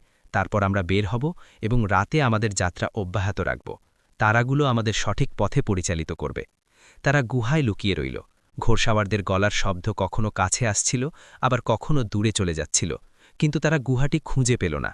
যখন ঘুটঘুটে অন্ধকার নেমে এলো, জুহা সতর্কভাবে বাইরে এলো এবং নিশ্চিত হল যে এলাকাটি ঘোড়সাওয়ার মুক্ত। সে নাসেরের কাছে ফিরে এসে বলল, মনে হচ্ছে তারা দূরে চলে গেছে, চলো বের হই। তারা গুহা থেকে বেরিয়ে উত্তরের দিকে গাছের মাঝ দিয়ে পথ চলতে শুরু করলেন। পুরোপুরি অন্ধকার থাকলেও চাঁদ ও তারার আলো ডালপালার মধ্যে দিয়ে চুইয়ে আসছিল, যা তাদের পথ দেখতে সাহায্য করছিল। কয়েক ঘন্টা হাঁটার পর তারা জঙ্গল থেকে বেরিয়ে একটি ছোট নদীর তীরে পৌঁছালেন। তারা পানি পানের জন্য থামলেন, মুখ ধুলেন এবং কিছুক্ষণ বিশ্রাম নিলেন। নাসের বললেন, তুমি কি মনে করো আমরা তাদের হাত থেকে রেহাই পেয়েছি? জুহা মাথা নেড়ে বলল, আমি তা মনে করি না। ফাহাদ তার দৃঢ়তা ও জেদের জন্য পরিচিত। সে আমাদের খুঁজে না পাওয়া পর্যন্ত তল্লাশি বন্ধ করবে না। জুহা এক মুহূর্ত ভাবল, তারপর বলল, আমার একটি বুদ্ধি আছে। আমরা আমাদের পথ পরিবর্তন করব। সরাসরি মসুল যাওয়ার বদলে আমরা আমার পরিচিত একটি ছোট গ্রামে যাব, যা মসুলের পূর্বে অবস্থিত। সেখানে একজন পুরনো বন্ধু আছে যে আমাদের সাহায্য করতে পারে। নাসের পরিকল্পনায় রাজি হলেন এবং তারা অন্ধকারের আড়ালে পূর্ব দিকে যাত্রা অব্যাহত রাখলেন। সে ক্লান্ত ও ক্ষুধার্ত ছিল, কিন্তু ফাহাদ ও তার ঘোড়সওয়ারদের ভয় তাদের চালিয়ে যাওয়ার শক্তি দিচ্ছিল। ভোরে তারা এলাকাটি দেখা যায় এমন একটি টিলায় পৌঁছালেন। তারা বিশ্রাম নিতে এবং পেছনের রাস্তা পর্যবেক্ষণ করতে থামলেন। দূর দিগন্তে তারা ধুলো উড়তে দেখলেন। জুহা বলল, ওরা আসছে, ওরা আমাদের পায়ের ছাপ অনুসরণ করেছে। নাসের উদ্বিগ্ন হয়ে তাকালো এবং বলল, আমরা কি করতে যাচ্ছি? আমরা আর দৌড়াতে পারছি না। জুহা কয়েক মুহূর্ত ভাবল, তারপর বলল, আমাদের সামনে একটি ছোট গ্রাম আছে, আমরা সেখানে যাব এবং তারা চলে যাওয়া পর্যন্ত লুকিয়ে থাকব। তারা পূর্ণ গতিতে গ্রামের দিকে দৌড়ালেন। যখন তারা পৌঁছালেন, দেখলেন বাসিন্দারা তাদের দৈনন্দিন কাজে ব্যস্ত। জুহা এক বৃদ্ধ লোকের কাছে গেল যে তার জমি চাষ করছিল এবং বলল, আপনার ওপর শান্তি বর্ষিত হোক চাচা, আমরা পথ হারানো ক্লান্ত মুসাফির, আপনি কি আমাদের সাহায্য করতে পারেন? রাশিদ নামে সেই বৃদ্ধ তাদের দিকে সন্দেহের দৃষ্টিতে তাকালো এবং বলল, তোমরা কোনো কিছু থেকে পালাচ্ছ, তাই না? জুহা তা অস্বীকার করল না এবং বলল, হ্যাঁ, আমরা বড় বিপদে পড়েছি। আমাদের পেছনে ধাওয়াকারীরা আছে যারা আমাদের অন্যায়ভাবে এবং নিষ্ঠুরভাবে গ্রেফতার করতে চায়। রাশিদ দীর্ঘক্ষণ তাদের দিকে তাকিয়ে রইল, তারপর বলল, ঠিক আছে, আমি তোমাদের দুজনকে সাহায্য করব, আমার সাথে এসো। রাশিদ তাদের তার বিনম্র ঘরে নিয়ে গেল এবং একটি পেছনের ঘরে নিয়ে বসালো। সে বলল, এখানে থাকো এবং বাইরে বের হইও না, যাই ঘটুক না কেন আমি পরে তোমাদের কাছে আসব। জুহা এবং নাসের তাকে ধন্যবাদ জানিয়ে অন্ধকার ঘরে অপেক্ষা করতে লাগলেন। প্রায় 1 ঘণ্টা পর সে গ্রামে ঘোড়ার খুরের শব্দ শুনতে পেল। ফাহাদ ও তার ঘোড়সওয়াররা পৌঁছে গিয়েছিলেন। সে ফাহাদের কণ্ঠস্বর শুনতে পেল যখন তিনি গ্রামের লোকজন ওই এলাকায় কোনো অপরিচিত ব্যক্তির যাতায়াত সম্পর্কে জিজ্ঞেস করছিলেন। কিন্তু রাশিদ সহ গ্রামের লোকজন কোনো অপরিচিতকে দেখার কথা অস্বীকার করল। ফাহাদ রাগান্বিত হলেন এবং তার ঘোড়সওয়ারদের গ্রামের প্রতিটি ঘর তল্লাশি করার নির্দেশ দিলেন। ঘোড়সওয়াররা একে একে ঘরগুলো তল্লাশি করতে শুরু করল এবং তারা রাশিদের ঘরের দিকে এগিয়ে আসছিল। নাসের ভয়ে ফিসফিস করে বলল, তারা আমাদের খুঁজে পাবে, আমরা কি করব? জুহা উত্তর দেওয়ার আগেই দরজার কপাট খুলল এবং রাশিদ প্রবেশ করল। সে দ্রুত বলল, জলদি আমার পিছু এসো। সে তাদের একটি সরু করিডর দিয়ে ঘরের উঠানে থাকা একটি পুরনো কুয়োর কাছে নিয়ে গেল। সে বলল, কুয়োর ভেতরে নামো, এর পাশে একটি গোপন পথ আছে যা গ্রামের বাইরের একটি গুহায় গিয়ে শেষ হয়েছে, যা আমরা অতীতে ডাকাতদের হাত থেকে বাঁচতে ব্যবহার করতাম। জুহা এবং নাসের দ্বিধাভ্রত একে অপরের দিকে তাকালেন, তারপর রাশিদকে বিশ্বাস করার সিদ্ধান্ত নিলেন। সে কুয়োয় নামল এবং তার পাশে একটি ফাটল পেল যা একটি সরু এবং অন্ধকার সুড়ঙ্গের দিকে নিয়ে গেছে। রাশিদ বলল, শেষ পর্যন্ত এই পথে চলো, এটি তোমাদের দুজনকে গ্রামের বাইরের পূর্ব দিকের একটি গুহায় নিয়ে যাবে। সেখানে অপেক্ষা করো যতক্ষণ না আমার ছেলে করিম তোমাদের জন্য খাবার এবং পানি নিয়ে আসে। তারা তাকে সাহায্যের জন্য ধন্যবাদ জানালেন এবং সরু সুড়ঙ্গ দিয়ে হামাগুড়ি দিতে শুরু করলেন। সুড়ঙ্গটি অন্ধকার ও স্যাঁতসেঁতে ছিল, কিন্তু এটি ফাহাদ ও তার সৈন্যদের হাত থেকে নিরাপদ ছিল। জুহা এবং নাসের আধা ঘণ্টা ধরে হামাগুড়ি দেওয়া চালিয়ে গেলেন, যতক্ষণ না তারা করিডরের শেষ প্রান্তে পৌঁছালেন। তারা পাথরের আড়ালে লুকানো একটি ছোট ছিদ্র দিয়ে বের হলেন এবং নিজেদের একটি তুলনামূলক প্রশস্ত গুহায় দেখতে পেলেন। নাসের হাঁপাতে হাঁপাতে বলল, আমাদের নিরাপত্তার জন্য আল্লাহর শুকরিয়া, ওই লোক রাশিদ আমাদের ফাহাদের হাত থেকে বাঁচিয়েছে। জুহা একটি বড় পাথরের উপর বসল এবং বলল, হ্যাঁ, আল্লাহ তাকে সঠিক সময়ে আমাদের কাছে পাঠিয়েছেন, কিন্তু আমরা এখনও বিপদে আছি। ফাহাদ এমন লোক নয় যে সহজে হাল ছেড়ে দেবে। সূর্যাস্তের সময় তারা গুহায় অপেক্ষা করছিল। তারা পায়ের শব্দ এগিয়ে আসতে শুনল। তারা ঘাবড়ে গেল এবং পাথরের পেছনে লুকিয়ে পড়ল। কিন্তু খুব দ্রুতই তারা স্বস্তি পেল যখন এক যুবক এক ঝুড়ি খাবার ও পানি নিয়ে হাজির হল। যুবকটি বলল, আসসালামু আলাইকুম, আমি করিম বিন রাশিদ। আমার বাবা আমাকে আপনাদের খোঁজ নিতে এবং খাবার ও পানি দিতে পাঠিয়েছেন। তারা তাকে ধন্যবাদ জানালো এবং একসাথে বসে খাবার খেল। জুহা জিজ্ঞেস করল, ফাহাদ ও তার সৈন্যরা গ্রাম ছেড়ে চলে গেছে কিনা। করিম মাথা নেড়ে বলল, না, তারা এখনও সেখানে আছে। তারা আমাদের ঘরসহ গ্রামের প্রতিটি ঘর তল্লাশি করেছে, কিন্তু কিছুই পায়নি। ফাহাদ খুব রাগান্বিত ছিলেন এবং ঘোষণা করেছেন যে তিনি সকাল পর্যন্ত গ্রামেই থাকবেন, তারপর আশেপাশের এলাকায় তল্লাশি চালিয়ে যাবেন। জুহা এক মুহূর্ত ভাবল, তারপর বলল, এর মানে হলো আমরা অন্তত আগামীকাল পর্যন্ত গুহা থেকে বেরোতে পারব না। করিম একমত হয়ে বলল, হ্যাঁ, আপনাদের এখানেই থাকা ভালো। আমি আগামীকাল আসব এবং রাস্তা নিরাপদ কিনা আপনাদের জানাব। করিম চলে গেল এবং জুহা ও নাসের গুহায় রয়ে গেল। শীত ও ভয়ে সত্ত্বেও তারা ঘুমানোর চেষ্টা করছিল। পরদিন সকালে করিম আবার কিছু খাবার এবং খারাপ খবর নিয়ে এলো। ফাহদ এখনও যায়নি। সে সন্দেহ করছে যে গ্রামবাসীদের কেউ আপনাদের পালাতে সাহায্য করেছে। সে পুরো গ্রাম পুড়িয়ে দেওয়ার হুমকি দিয়েছে যদি না কেউ তাকে বলে আপনারা কোথায় আছেন। জুহা খুব চিন্তিত হয়ে বলল, আমরা আমাদের কারণে গ্রামের মানুষের ক্ষতি হতে দিতে পারি না। আমাদের কিছু একটা করতে হবে। নাসের কিছুক্ষণ ভাবল এবং তারপর বলল, আমার একটি বুদ্ধি আছে। আমরা যদি রাতে এখান থেকে বের হই এবং কিছু স্পষ্ট চিহ্ন রেখে যাই যা ফাহদকে গ্রাম থেকে দূরে নিয়ে যাবে, তবে কেমন হয়? জুহা বুদ্ধিটি পছন্দ করল এবং বলল, এটি একটি চমৎকার বুদ্ধি। আমরা অন্ধকার হওয়া পর্যন্ত অপেক্ষা করব, তারপর বের হয়ে উত্তরের দিকে যাব এবং ফাহাদ অনুসরণ করার জন্য স্পষ্ট চিহ্ন রেখে আসব। অথচ বাস্তবে আমরা পূর্ব দিকে মসুলের দিকে যাব। করিম পরিকল্পনা বাস্তবায়নে সাহায্য করতে রাজি হল এবং ফাহাদ ও তার সৈন্যদের গতিবিধি পর্যবেক্ষণ করতে গ্রামে ফিরে গেল। অন্ধকার হলে করিম ফিরে এলো এবং জুহা ও নাসেরকে গ্রাম থেকে দূরে একটি নিরাপদ রাস্তা দিয়ে নিয়ে গেল। তারা উত্তরের দিকে কিছুটা দূরত্ব পর্যন্ত হাঁটল এবং খুব স্পষ্ট চিহ্ন রেখে এলো। তারপর তারা ঘুরে দাঁড়ালো এবং একটি পাথুরে পথ দিয়ে ফিরে এলো যেখানে কোনো চিহ্ন থাকে না, এবং পূর্ব দিকে যাত্রা শুরু করল। করিমের কাছ থেকে বিদায় নেওয়ার সময় জুহা বলল, আমাদের জন্য যা কিছু করেছ তার জন্য তোমাকে এবং তোমার বাবাকে ধন্যবাদ জানাই। আল্লাহ তোমাদের উভয়কে রক্ষা করুন। করিম হেসে বলল, কর্তব্যের জন্য ধন্যবাদ নেই। আমরা সবাই সুলতান শাহীন এবং তার জুলুমকে ঘৃণা করি। আমি আপনাদের উভয়ের নিরাপদ ভ্রমণ কামনা করি। জুহা এবং নাসের সারা রাত মসুলের দিকে তাদের যাত্রা চালিয়ে গেলেন। ক্লান্তি সত্ত্বেও তারা দ্রুত হাঁটছিলেন, কারণ তারা বুঝতে পেরেছিলেন যে ফাহাদ সহজে হার মানবে না। পরদিন সকালে ফাহাদ জুহা ও নাসেরের ইচ্ছাকৃতভাবে রেখে যাওয়া চিহ্নগুলো খুঁজে পেলেন এবং ভাবলেন যে তারা উত্তরের দিকে গেছে। তিনি তার সৈন্যদের সেই দিকে নিয়ে গেলেন, যা গ্রাম এবং জুহা ও নাসেরের আসল পথ থেকে দূরে ছিল। 2 দিন লাগাতার হাঁটার পর জুহা এবং নাসের মসুল থেকে একদিনের দূরত্বে অবস্থিত একটি ছোট গ্রামের উপকণ্ঠে পৌঁছালেন। তারা পরিশ্রান্ত ও ক্ষুধার্ত ছিলেন, কিন্তু তারা খুশি ছিলেন যে তারা এই পর্যন্ত ফাহাদের হাত থেকে বাঁচতে সফল হয়েছেন। নাসের বললেন, তোমার কি মনে হয় আমরা আগামীকাল মসুল পৌঁছাতে পারব? জুহা মাথা নেড়ে বলল, হ্যাঁ, ইনশাআল্লাহ, কিন্তু আমাদের সতর্ক থাকতে হবে। ফাহাদ চতুর এবং সে হয়তো আমাদের কৌশল ধরে ফেলতে পারে এবং তার পথ পরিবর্তন করতে পারে। সে খুব সতর্কতার সাথে গ্রামে প্রবেশ করল এবং এক কৃষকের কাছে থাকার জায়গা চাইল। দয়ালু কৃষক তাদের স্বাগত জানালো এবং খাবার ও পানীয় দিল এবং তাদের খড়ের গাদায় ঘুমানোর অনুমতি দিল। তারা যখন খাচ্ছিল, কৃষক জিজ্ঞেস করল তারা কোথা থেকে আসছে। জুহা ও নাসের চিন্তিত দৃষ্টি বিনিময় করলেন। তারপর জুহা বলল, বণিক, মুসুলের দিকে যাচ্ছি। কৃষক মাথা নেড়ে বলল, সতর্ক থাকবেন। আমি শুনেছি সুলতান শাহীনের সৈন্যরা পলাতকদের খোঁজে সব জায়গায় ছড়িয়ে আছে। জুহা অবাক হওয়ার ভান করল এবং জিজ্ঞেস করল, পলাতক কারা? কৃষক বলল, শোনা যাচ্ছে তারা একজন রাজপুত্র এবং অন্য এক লোক। সুলতান শাহীন তার কমান্ডার ফাহাদকে পাঠিয়েছেন যে কোনো মূল্যে তাদের গ্রেপ্তার করতে। জুহা এবং নাসের আরও বেশি চিন্তিত হয়ে পড়লেন, কিন্তু তারা তা লুকোনোর চেষ্টা করলেন। তারা কৃষককে সতর্ক করার জন্য ধন্যবাদ জানালেন এবং ঘুমোতে গেলেন। তারা ভোরের আগে মসুলের উদ্দেশ্যে রওনা হওয়ার পরিকল্পনা করেছিলেন, কিন্তু সবকিছু তাদের পরিকল্পনা মতো হল না। মধ্যরাতে ঘোড়ার ডাক এবং বাড়ির দিকে পুরুষদের এগিয়ে আসার শব্দে জুহার পুম ভেঙে গেল। জুহা গুদামের দরজার এক ফাঁক দিয়ে তাকালো এবং ফাহাদ ও তার সৈন্যদের দেখল। তারা বাড়িটি ঘিরে ফেলেছিল। জুহা ফিসফিস করে নাসেরকে বলল, ফাহাদ আমাদের খুঁজে পেয়েছে। জুহা এবং নাসের খড়ের গাদার পেছনের দিকে ছুটে গেলেন একটি বের হবার পথ খুঁজতে।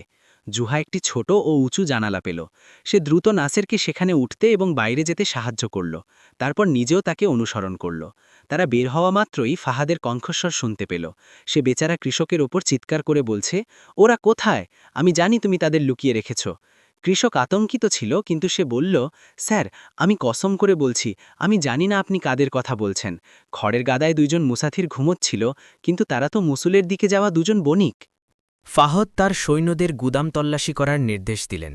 জুহা এবং নাসির যখন অন্ধকারের মধ্যে পাশের জঙ্গলের দিকে চুপি চুপি যাচ্ছিল, তারা ফাহদের রাগান্বিত চিৎকার শুনতে পেল। যখন সে আবিষ্কার করল যে তারা পালিয়ে গেছে, তারা তার সৈন্যদের নির্দেশ দিতে শুনল, ছড়িয়ে পড়ো, তারা বেশি দূরে যেতে পারেনি। জুহা এবং নাসের গাছের আড়াল দিয়ে দৌড়াতে লাগলেন যতটা সম্ভব দূরে যাওয়ার জন্য। ঘুটঘুটে অন্ধকার ছিল এবং বৃষ্টি পড়তে শুরু করেছিল, যা ফাহাদ ও তার সৈন্যদের জন্য ধাওয়া করা আরও কঠিন করে তুলেছিল। কিন্তু এটি জুহা এবং নাসেরের জন্য দৃষ্টিসীমা অস্পষ্ট করে দিয়েছিল। নাসের হাঁপাতে হাঁপাতে বললেন, আমি আর দৌড়াতে পারছি না, আমি খুব ক্লান্ত। জুহা তার হাত ধরে টেনে বলল, তোমাকে চালিয়ে যেতে হবে বন্ধু, আমরা মুসুলের খুব কাছে। যদি আমরা সেখানে পৌঁছতে পারি তবে এর অনেক বাসিন্দার মধ্যে আমরা লুকিয়ে থাকতে পারব। ভোর হওয়া পর্যন্ত সে মুসুলের দিকে দৌড়ানো চালিয়ে গেল। যখন সে শহরটি দেখা যায় এমন একটি টিলায় পৌঁছল, সে দিগন্তে উঁচু দেওয়াল এবং উসুচ্চ মিনারসহ বিশাল শহরটি দেখতে পেল। নাসের স্বস্তির নিঃশ্বাস ফেলে বললেন, আলহামদুলিল্লাহ, আমরা পৌঁছে গেছি। জুহা হাসল এবং বলল, হ্যাঁ, কিন্তু মিশন এখনও শেষ হয়নি। আমাদের মোহাম্মদ বিন আলী সিদ্দিকীকে খুঁজে বের করতে হবে, যিনি আমাদের খলিফার কাছে পৌঁছতে সাহায্য করবেন। সে শহরের দিকে নেমে গেল এবং যখন পূর্ব গেটে পৌঁছল, দেখল মুসাফির ও বণিকদের প্রবেশের জন্য দীর্ঘ লাইন। রক্ষীরা প্রবেশকারীদের মুখ পরীক্ষা করছিল। নাসের ফিসফিস করে বলল, মনে হচ্ছে ফাহাদ আমাদের বর্ণনা শহরের রক্ষীদের কাছে পাঠিয়ে দিয়েছে। জুহা এক মুহূর্ত ভাবল, তারপর বলল, এখানে গাছের আড়ালে অপেক্ষা করো, আমি গিয়ে প্রবেশের অন্য পথ খুঁজে বের করছি। জুহা শহরের দেওয়াল ঘুরে ঘুরে পথ খুঁজতে লাগল। 1 ঘণ্টা পর সে নাসেরের কাছে ফিরে এসে বলল, আমি নদীর কাছে দেওয়ালের মধ্যে একটি ছোট ফাটল পেয়েছি। মনে হচ্ছে এটি চোরা কারবারিরা ব্যবহার করে, আমরা সেখান দিয়ে ঢুকতে পারি। তারা সন্ধ্যা পর্যন্ত অপেক্ষা করল, তারপর ফাটল দিয়ে চুপি চুপি শহরে প্রবেশ করল। মসুলের রাস্তাগুলো মানুষ এবং বিক্রেতাদের ভিড়ে ঠাসা ছিল, যা তাদের ভিড়ের মধ্যে মিশে যেতে সাহায্য করল। নাসের জিজ্ঞেস করলেন, আমরা তোমার বন্ধু মোহাম্মদ বিন আলীকে কোথায় পাব? জুহা উত্তর দিল, বড় বাজারে তার একটি মশলার দোকান আছে, আমরা এখনই সেখানে যাব। সে বড় বাজারে গেল। খোঁজাখুঁজির পর সে একটি দোকান পেল। মোহাম্মদ বিন আলী ছিলেন 50 এক লোক। তার সাদা দাড়ি এবং বুদ্ধিদীপ্ত চোখ ছিল। যখন তিনি জুহাকে দেখলেন, তার চোখ বিস্ময়ে বড় হয়ে গেল। তিনি বললেন, জুহা, আমার পুরনো বন্ধু, তোমাকে মুসুলে কি ফিরিয়ে আনল? জুহা তার কাছে দ্রুত গিয়ে ফিসফিস করে বলল, আমার বন্ধু এবং আমি বড় বিপদে আছি, আমাদের আপনার সাহায্য দরকার। মোহাম্মদ তাদের ক্লান্ত মুখ এবং নোংরা পোশাকের দিকে তাকিয়ে বললেন, আমার সাথে ভেতরে এসো। তিনি তাদের দোকানের পেছনের একটি ঘরে নিয়ে গেলেন এবং দরজা বন্ধ করে দিলেন। তিনি তাদের খাবার ও পানীয় দিলেন। তারপর জিজ্ঞেস করলেন, ঠিক আছে, বলো তোমাদের গল্পটা কি? জুহা তাকে সুলতান শাহিনের অন্যায়, কিভাবে সে রাজপুত্র নাসেরের সাথে পালিয়েছে এবং ফাহাদের ধাওয়া করার সব কথা বলল। মোহাম্মদ আফসোসের সাথে মাথা নাড়লেন এবং বললেন, আমরা এমনকি এখানে মসুলেও সুলতান শাহিনের অন্যায়ের কথা শুনেছি। খলিফা তার উপর রাগান্বিত, কিন্তু তিনি মুসলমানদের মধ্যে যুদ্ধ চান না। নাসের জিজ্ঞেস করলেন, আপনি কি আমাদের খলিফার কাছে পৌঁছতে সাহায্য করতে পারেন? মোহাম্মদ কিছুক্ষণ ভাবলেন, তারপর বললেন, হ্যাঁ, তবে এখন নয়। খলিফা পরশুদিন একটি সাধারণ দরবার করবেন, তোমরা সেখানে তার কাছে তোমাদের আবেদন পেশ করতে পারো। ততক্ষণ পর্যন্ত তোমরা এখানেই লুকিয়ে থাকবে। তারা তার উদারতার জন্য ধন্যবাদ জানাল এবং তিনি যে ঘরটি প্রস্তুত করেছিলেন সেখানে বিশ্রাম নিতে গেল। পরদিন সকালে মুহাম্মদ খুব দ্রুত তাদের কাছে এলেন। তার মুখ ফ্যাকাশে ছিল। ফাহাদ ও তার সৈন্যরা শহরে পৌঁছে গেছে এবং ঘরে ঘরে ও দোকানে দোকানে তল্লাশি করছে। জুহা ও নাসের আতঙ্কিত হলেন, কিন্তু মুহাম্মদ তাদের আশ্বস্ত করে বললেন, চিন্তা করো না, তোমাদের লুকানোর জন্য আমার কাছে একটি নিরাপদ জায়গা আছে। তিনি তাদের একটি ভূগর্ভস্থ বেসমেন্টের মধ্য দিয়ে বাজারের উল্টো দিকে অন্য একটি বাড়িতে নিয়ে গেলেন, যেখানে তার ছেলে ইউসুফ থাকত। তিনি ইউসুফকে সব কথা বললেন এবং জুহা ও নাসেরকে লুকিয়ে রাখতে বললেন। ইউসুফ তাদের স্বাগত জানাল এবং বলল, খলিফার দরবারের সময় না হওয়া পর্যন্ত আপনারা এখানেই থাকবেন। আমার বাড়ি নিরাপদ, আমি খলিফার প্রাসাদে কাজ করি এবং তার কাছে আমার সম্মান আছে। ঘণ্টাগুলো খুব ধীরে পার হচ্ছিল। জুহা এবং নাসের অনবরত উদ্বেগের মধ্যে ছিলেন যখন তারা ইউসুফের কাছে শুনলেন যে ফাহদ ও তার সৈন্যরা শহরের প্রতিটি কোণ তল্লাশি করছে এবং তারা ঘোষণা করেছে যে পলাতক রাজপুত্র ও তার সঙ্গীদের যে ধরিয়ে দেবে তাকে বিশাল পুরস্কার দেওয়া হবে। পরদিন সন্ধ্যায় ফাহদ ও তার সৈন্যরা বাজার এলাকায় এলো এবং মুহাম্মদের দোকানে প্রবেশ করল। ফাহদ কড়া সুরে জিজ্ঞেস করলেন, 2 পলাতক কোথায়? মুহাম্মদ না জানার ভান করলেন এবং বললেন, কোন পলাতকদের কথা বলছেন কমান্ডার? ফাহদ মুহাম্মদের কলার চেপে ধরে বললেন, বোকা সাজার চেষ্টা করো না, আমরা জানি জুহা তোমার বন্ধু, সে এবং বিশ্বাসঘাতক রাজপুত্র কোথায় লুকিয়ে আছে। মুহাম্মদ শান্ত থাকলেন এবং বললেন, আমি জুহাকে অনেক বছর দেখিনি এবং আমি কোনো রাজপুত্রের কথা জানি না। ফাহদ আশ্বস্ত হলেন না এবং তার সৈন্যদের দোকান ও পেছনের ঘরগুলো তল্লাশি করার নির্দেশ দিলেন। কিন্তু তারা কিছুই পেল না, কারণ জুহা ও নাসের ইউসুফের বাড়িতে লুকিয়েছিলেন। ফাহদ হুমকি দিয়ে চলে গেলেন, আমরা এই জায়গার উপর নজর রাখব যদি তোমার বন্ধু আসে। নির্ধারিত দিনের সকালে ইউসুফ জুহা ও নাসেরের জন্য বিলাসবহুল পোশাক নিয়ে এলো। সে বলল, এগুলো পরে নিন, আমি আপনাদের খলিফার দরবারে নিয়ে যাব। আমরা বণিক ও পণ্ডিতদের একটি দলের সাথে যাব, যারা দরবারে উপস্থিত হবেন, যাতে আপনারা কারো দৃষ্টি আকর্ষণ না করেন। তারা পোশাক পরল এবং ইউসুফের সাথে বের হল খলিফার প্রাসাদের উদ্দেশ্যে। তাদের বুক ধরফর করছিল, বিশেষ করে যখন তারা রাস্তায় ছড়িয়ে থাকা ফাহদের সৈন্যদের পাশ দিয়ে যাচ্ছিল। তারা প্রাসাদে পৌঁছল এবং সাধারণ দরবারে যোগ দিতে আসা ভিড়ের সাথে ভেতরে ঢুকল। তারা বিশাল হলের পেছনের দিকে বসে অপেক্ষা করতে লাগল। খলিফা প্রবেশ করলেন এবং হঠাৎ তারা দেখল ফাহদ তার একদল সৈন্য নিয়ে হলে প্রবেশ করছে। সে খুব আত্মবিশ্বাসের সাথে হাঁটছিল, শিকারী বাজপাখির মতো ডানে বায়ে তাকাচ্ছিল তার শিকার খোঁজার জন্য। নাসের ভয়ে ফিসফিস করে বলল যে সে নিশ্চয়ই আমাদের এখানে দেখে ফেলবে। জুহা তাকে আশ্বস্ত করে বলল, শান্ত হও এবং মাথা নিচু রাখো, আমরা দরবার শুরু হওয়া পর্যন্ত অপেক্ষা করব এবং তারপর খলিফার সাথে দেখা করতে সামনে যাব। খলিফা আবু জাফর আল মানসুর প্রবেশ করিলেন এবং তার সিংহাসনে বসলেন। তিনি ছিলেন কালো দাড়ি এবং তীক্ষ্ণ চোখের এক মহিমান্বিত পুরুষ। দরবারে খলিফা মানুষের অভিযোগ ও দুঃখের কথা শুনতে শুরু করলেন। বেশ কয়েকটি ঘটনার পর ফাহদের পালা এলো। সে সামনে এসে বলল, আমার প্রভু খলিফা, আমি ফাহাদ, সুলতান শাহিনের রক্ষী বাহিনীর কমান্ডার। আমি দুইজন বিপজ্জনক পলাতককে গ্রেফতার করার জন্য আপনার সাহায্য চাইতে এসেছি।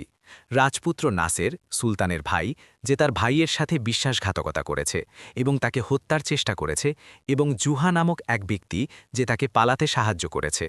খলিফা মনোযোগ দিয়ে শুনলেন এবং তারপর জিজ্ঞেস করলেন, তারা যে এখানে মসুলে আছে তার প্রমাণ কি? ফাহদ উত্তর দিল, আমাদের কাছে বাগদাদ থেকে এখানে আসার পথের চিহ্ন আছে। আমরা নিশ্চিত যে তারা শহরের কোনো এক বাসিন্দার সাহায্যে লুকিয়ে আছে। খলিফা কিছুক্ষণ ভাবলেন, তারপর বললেন, ঠিক আছে, আমি তোমাকে তল্লাশি চালিয়ে যাওয়ার অনুমতি দেব, তবে আমার লোকদের তত্ত্বাবধানে। আমি কোনো ভালো কারণ ছাড়া মসুলের বাসিন্দাদের বিরক্ত করতে চাই না। সেই মুহূর্তে জুহা উঠে দাঁড়াল এবং উচ্চ স্বরে বলল, আমার প্রভু খলিফা, আমি সেই জুহা যাকে এই লোকটি খুঁজছে। হলে হঠাৎ নীরবতা নেমে এলো এবং উপস্থিত সবাই জুহার দিকে ফিরল। নাসির তাকে থামানোর চেষ্টা করলেন, কিন্তু জুহা দৃঢ় প্রতিজ্ঞ ছিলেন। জুহা হলের মাঝখানে এগিয়ে গেলেন এবং খলিফার সামনে দাঁড়িয়ে বললেন, আমার প্রভু, এই লোকটি যা বলেছে তা মিথ্যা। রাজপুত্র নাসের তার ভাইয়ের সাথে বিশ্বাসঘাতকতা করেননি এবং কেনই বা তিনি তাকে হত্যার চেষ্টা করবেন, বরং উল্টো সুলতান শাহিনী তার ভাইকে মেরে ফেলার পরিকল্পনা করেছিলেন যখন রাজপুত্র নাসের আপনার বিরুদ্ধে শাহিনের বিদ্রোহ করার এবং নিজেকে মুসলমানদের খলিফা ঘোষণা করার চক্রান্ত আবিষ্কার করেন। হলের মধ্যে বিস্ময়ের গুঞ্জন উঠল। খলিফা সন্দেহের দৃষ্টিতে জুহার দিকে তাকালেন এবং বললেন, জুহা, এগুলো গুরুতর অভিযোগ, তোমার কাছে কি কোনো প্রমাণ আছে? জুহা মাথা নেড়ে বলল, হ্যাঁ আমার প্রভু, রাজপুত্র নাসের আমার সাথেই আছেন। তার কাছে তার ভাইয়ের বিশ্বাসঘাতকতার প্রমাণস্বরূপ নথিপত্র আছে। নাসের উঠে দাঁড়ালেন এবং জুহার পাশে এসে দাঁড়ালেন। তিনি তার পোশাকের নিচ থেকে কাগজের একটি বান্ডিল বের করে খলিফার সামনে পেশ করলেন। ফাহাদ রাগে চিৎকার করে বলল, সে মিথ্যা বলছে আমার প্রভু, এই নথিপত্র জাল। খলিফা হাত তুলে নীরব থাকতে বললেন এবং বললেন, আমি নিজে এই নথিগুলো পরীক্ষা করব। ততক্ষণ পর্যন্ত রাজপুত্র নাসের এবং জুহা আমার সুরক্ষায় থাকবেন, এবং তুমি ফাহাদ, তুমিও এখানে অপেক্ষা করবে। খলিফা আবু জাফর আল মানসুর তার ব্যক্তিগত অফিসে বসে নাসেরের দেওয়া নথিগুলো খুব সূক্ষ্মভাবে এবং মনোযোগ দিয়ে অধ্যয়ন করলেন। নথিগুলো ছিল সুলতান শাহিন এবং তার কিছু মিত্র রাজপুত্রদের মধ্যে বিনিময় করা চিঠি, যেখানে খলিফার বিরুদ্ধে বিদ্রোহ করার এবং নিজেকে মুসলমানদের নতুন খলিফা হিসেবে ঘোষণা করার পরিকল্পনার বিস্তারিত বিবরণ ছিল। কয়েক ঘণ্টা পড়াশোনার পর খলিফা তার প্রধানমন্ত্রী আহমেদ বিন খালিদকে ডেকে পাঠালেন এবং তাকে জিজ্ঞেস করলেন, এই নথিগুলো সম্পর্কে আপনার কি মনে হয়? এগুলো কি আসল বলে মনে হচ্ছে? মন্ত্রী নথিগুলো সাবধানে পরীক্ষা করলেন এবং বললেন, সিলগুলো আসল বলেই মনে হচ্ছে আমার প্রভু, এবং হাতের লেখা সুলতান শাহিনের হাতের লেখার মতোই, যা আমি তার আগের চিঠিগুলোতে দেখেছি। তবে গভীর তদন্ত ছাড়া আমরা এগুলোর সত্যতা সম্পর্কে নিশ্চিত হতে পারি না। খলিফা কিছুক্ষণ ভাবলেন, তারপর বললেন, রাজপুত্র নাসের এবং জুহাকে এখানে ডেকে পাঠাও, আমি তাদের গল্প বিস্তারিত শুনতে চাই। নাসির এবং জুহা এলেন এবং নাসের খলিফাকে বললেন কিভাবে তিনি ঘটনাক্রমে তার ভাইয়ের চক্রান্ত আবিষ্কার করেছিলেন যখন তিনি ভাই ও তার এক মিত্রের কথোপকথন আড়িপেটে শুনেছিলেন, এবং কিভাবে তিনি গোপনে অনুসন্ধান শুরু করেছিলেন যতক্ষণ না তিনি প্রাসাদের একটি গোপন ঘরে লুকানো এই নথিগুলো পান। নাসের বললেন, ও আমার প্রভু, আমার ভাই শাহিন আপনাদের কাছে যা মনে হয় বাস্তবে তেমন নন। ক্ষমতার লোভ তাকে বদলে দিয়েছে এবং সে একজন অত্যাচারী শাসকে পরিণত হয়েছে যার প্রজারা তার শাসনে নির্যাতিত হচ্ছে। যখন আমি তার চক্রান্ত আবিষ্কার করলাম, আমি জানতাম যে সে আমার জানার কথা সন্দেহ করলে আমাকে মেরে ফেলবে, তাই আমি পালিয়ে আপনার কাছে আসার সিদ্ধান্ত নিলাম। আপনিই মুসলমানদের বৈধ খলিফা। খলিফা জিজ্ঞেস করলেন, আর তুমি জুহা, তুমি কেন রাজপুত্রকে সাহায্য করতে নিজের জীবন ঝুঁকিতে ফেললে? জুহা উত্তর দিল, আমার প্রভু, আমি একজন সাধারণ মানুষ যে ন্যায় বিচার ভালোবাসে এবং অন্যায়কে ঘৃণা করে। সুলতান শাহিন তার প্রজাদের সাথে কি করেছেন তা আমি নিজের চোখে দেখেছি। যখন রাজপুত্র নাসির আমার কাছে সাহায্য চাইতে এলেন, আমি জানতাম এটি অন্যায়ের অবসান ঘটানোর একটি সুযোগ। খলিফা মাথা নেড়ে ভাবলেন, তারপর বললেন, ফাহদের ব্যাপারে কি হবে? এই সব কিছুর মধ্যে তার ভূমিকা কি? নাসির বললেন, ফাহদ আমার ভাইয়ের প্রতি অনুগত একজন মানুষ যে বিনা দ্বিধায় তার আদেশ পালন করে। আমার সন্দেহ আছে যে সে চক্রান্তের বিস্তারিত জানে কিনা, তবে সুলতানের অন্যায় ও নিষ্ঠুরতা সম্পর্কে সে অবশ্যই অজ্ঞ নয়। খলিফা ফাহদকে ডেকে পাঠালেন, যে তাকে ঘিরে থাকা রক্ষীদের তোয়াক্কা না করে মাথা উঁচু করে ভেতরে ঢুকল। খলিফা বললেন, ওহে ফাহদ, এগুলো এমন নথি যা খিলাফতের প্রতি তোমার মূর্তির অর্থাৎ প্রভুর বিশ্বাসঘাতকতা প্রমাণ করে। তুমি কি এই চক্রান্ত সম্পর্কে জানতে? ফাহদ নথিগুলোর দিকে তাকালো এবং তার মুখের রং বদলে গেল। সে মাথা নেড়ে বলল, না আমার প্রভু, আমি কসম করে বলছি, আমি এই পরিকল্পনা সম্পর্কে জানতাম না। আমি কেবল সুলতানের রক্ষী বাহিনীর কমান্ডার হিসেবে আমার দায়িত্ব পালন করছিলাম। খলিফা তাকে জিজ্ঞেস করলেন, তুমি কি সুলতানের আচরণের পরিবর্তন লক্ষ্য করনি? এই নথিগুলোতে উল্লেখিত রাজপুত্রদের সাথে তার গোপন বৈঠকের কথা শোনোনি? ফাহদের মুখে বিভ্রান্তির চিহ্ন দেখা দিতে লাগল। সে ইতস্তত করে বলল, হ্যাঁ, কিছু গোপন বৈঠক হয়েছিল, কিন্তু আমি ভেবেছিলাম সেগুলো রাজ্যের সাধারণ বিষয় নিয়ে আলোচনার জন্য। খলিফা দৃঢ়ভাবে বললেন, আমি বিশ্বাস করতে পারছি না যে তোমার মতো একজন বুদ্ধিমান মানুষ কিছুই লক্ষ্য করনি। তুমি হয় এতে জড়িত অথবা তুমি অবহেলা করেছ, যা কোনোটিই একজন নেতার জন্য শোভনীয় নয়। খলিফার তীক্ষ্ণ দৃষ্টির সামনে ফাহদ ভেঙে পড়লেন। তিনি হাঁটু গেড়ে বসে বললেন, আমাকে ক্ষমা করুন আমার প্রভু। হ্যাঁ, আমি সুলতানের পরিকল্পনা সম্পর্কে কিছু ফিসফিসানি শুনেছিলাম, কিন্তু আমি সেগুলো বিশ্বাস করিনি। এমনকি যখন তিনি আমাকে রাজপুত্র নাসিরকে গ্রেপ্তার করার নির্দেশ দিলেন, তখনও আমি নিশ্চিত ছিলাম না। তিনি বলেছিলেন যে নাসির তাকে হত্যা করতে চেয়েছে। খলিফা তাকে জিজ্ঞেস করলেন, তুমি কি ব্যক্তিগতভাবে কোনো হত্যা চেষ্টার প্রমাণ দেখেছ? ফাহদ লজ্জায় মাথা নিচু করে বললেন, না আমার প্রভু, আমি কেবল আদেশ পালন করছিলাম। খলিফা টেবিলের ওপর হাত দিয়ে আঘাত করলেন এবং বললেন, এটাই সমস্যা। অত্যাচারীদের প্রতি অন্ধ আনুগত্যই তাদের অত্যাচার চালিয়ে যেতে সক্ষম করে। খলিফা তার মন্ত্রীর দিকে ফিরে বললেন, সিনিয়র কমান্ডারদের ডেকে পাঠাও, সুলতান শাহিনের বিরুদ্ধে ব্যবস্থা নেওয়ার সময় হয়েছে। খলিফার নেতৃত্বে যুদ্ধ কাউন্সিল গঠিত হল। বৈঠকে খলিফার সিনিয়র কমান্ডার ও মন্ত্রীরা ছাড়াও নাসির, জুহা এবং ফাহাদ উপস্থিত ছিলেন, যিনি সত্য দেখার পর তাদের সাহায্য করতে রাজি হয়েছিলেন। খলিফা বললেন, সুলতান শাহিন আমাদের বিশ্বাসের সাথে বিশ্বাসঘাতকতা করেছেন এবং বিদ্রোহের পরিকল্পনা করেছেন। আমরা তাকে প্রজাদের ওপর জুলুম চালিয়ে যেতে এবং খিলাফতের ঐক্য নস্যাৎ করতে দিতে পারি না। আমরা তাকে উৎখাত করতে একটি সেনাবাহিনী পাঠাব। নাসির সামনে এসে বললেন, আমার প্রভু, যদি অনুমতি দেন তবে আমি মনে করি অন্য একটি উপায় আছে যা অনেক রক্তপাত বাঁচাতে পারে। খলিফা জিজ্ঞেস করলেন, সেটি কি? নাসির বললেন, আমার ভাই শাহিন ফাহাদকে অন্ধভাবে বিশ্বাস করে। ফাহাদ ফিরে গিয়ে তাকে বলতে পারে যে সে আমাদের খুঁজে পায়নি, তারপর তাকে গ্রেফতার করার জন্য একটি উপযুক্ত সুযোগের অপেক্ষা করতে পারে। যখন খলিফার বাহিনী পৌঁছবে, ফাহাদ সামনে আসবে। ফাহাদ বললেন, আমি এই মিশনটি করতে প্রস্তুত আমার প্রভু, আমার পাপের প্রায়শ্চিত্ত করতে। জুহা যোগ করলেন, এবং আমি তাকে সাহায্য করতে পারি। আমি প্রাসাদের গোপনীয়তা এবং এর গোপন পথগুলো জানি, এবং জানি কারা সেখানে রাজপুত্র নাসেরের প্রতি অনুগত। খলিফা কিছুটা ইতস্তত করে বললেন, এটি একটি বিপজ্জনক মিশন। তোমরা কি নিশ্চিত যে নিজেদের জীবন দিয়ে এই ঝুঁকি নিতে প্রস্তুত? তারা তিনজন একস্বরে উত্তর দিল, হ্যাঁ আমার প্রভু। খলিফা পরিকল্পনায় রাজি হলেন এবং প্রস্তুতি অবিলম্বে শুরু হল। খলিফার অন্যতম দক্ষ কমান্ডার আমর বিন মাসুদের নেতৃত্বে একটি বিশাল সেনাবাহিনী তৈরি করা হল, যাতে তারা গোপনে শাহিনের রাজ্যের দিকে অগ্রসর হতে পারে। একই সময় ফাহাদ বাগদাদে ফিরে গেলেন, সাথে জুহাকে তার এক সৈন্যের ছদ্মবেশে নিয়ে গেলেন। নাসের খলিফার সুরক্ষায় মসুলে রয়ে গেলেন এবং পরিকল্পনার ফলাফলের জন্য অপেক্ষা করতে লাগলেন। যখন ফাহাদ সুলতান শাহিনের প্রাসাদে পৌঁছালেন, তিনি মাথা নত করে ভেতরে ঢুকলেন। সুলতান রাগান্বিত হয়ে জিজ্ঞেস করলেন, আমার বিশ্বাসঘাতক ভাই এবং তার সঙ্গী কোথায়? ফাহাদ উত্তর দিলেন, দুর্ভাগ্যবশত আমার প্রভু, আমরা গ্রেফতার করতে ব্যর্থ হয়েছি। তারা মসুলে পৌঁছেছিল, কিন্তু সেখানে নিখোঁজ হয়ে গেছে। মনে হচ্ছে তারা শহর ছেড়ে লেভান্টের দিকে অর্থাৎ সিরিয়ার দিকে চলে গেছে। শাহিন রাগে চিৎকার করে বললেন, ব্যর্থ লোক, তুমি তাদের কিভাবে যেতে দিলে? ফাহাদ তার শান্ত ভাব বজায় রেখে বললেন, আমার প্রভু, আমি আমার সাধ্যমতো সব কিছু করেছি, কিন্তু আমি সাথে করে কিছু নতুন সৈন্য নিয়ে এসেছি, যাদের দক্ষ যোদ্ধারা আছে, যারা আমাদের প্রাসাদ রক্ষা করতে সাহায্য করতে পারে যদি রাজপুত্র নাসের তার মিত্রদের নিয়ে ফিরে আসার চেষ্টা করে। সুলতান কিছুটা শান্ত হলেন এবং বললেন, ঠিক আছে, প্রাসাদের চারপাশে নিরাপত্তা দ্বিগুণ করো, আমি এখন কাউকে বিশ্বাস করি না।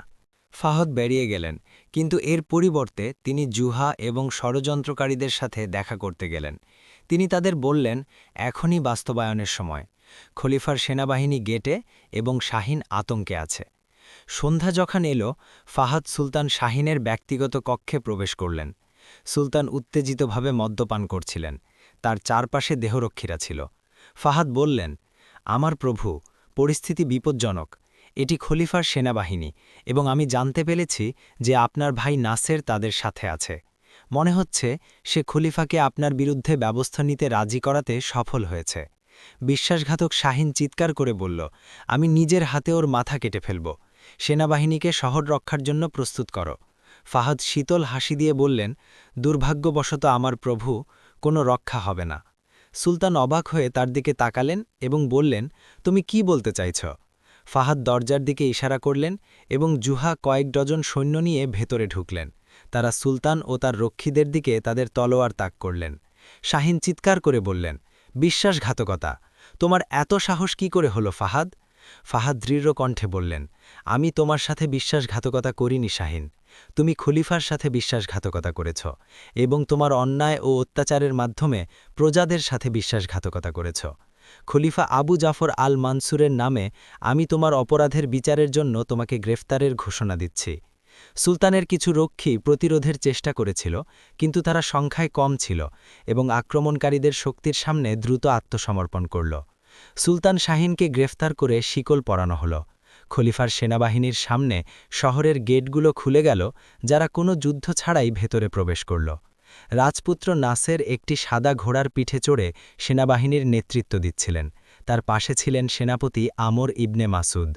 শহরের মানুষ তাদের স্বাগত জানাল এবং অত্যাচারী সুলতানের শাসনের অবসানে উল্লাসধ্বনি দিল।